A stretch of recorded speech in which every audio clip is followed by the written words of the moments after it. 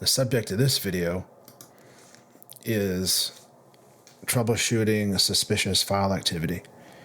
You may be asked to run a report on file activity because there's an investigation or some type of troubleshooting as to where files went, where they were moved, who deleted them, downloaded them, and that sort of thing. So let's go to the Compliance Center, open up Audit. Let's start checking the different file activity alerts. Copied, deleted, moved, recycle bin deletions. You can run into scenarios where people have accidentally deleted files.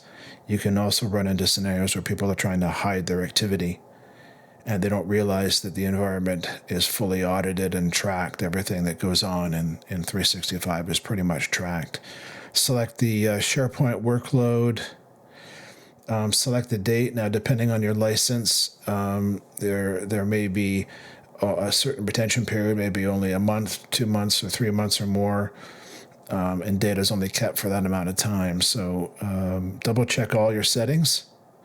Click Search when you're ready.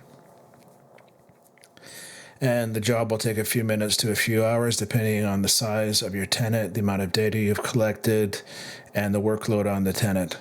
I hope you enjoyed the video. Please click like and subscribe. Thanks.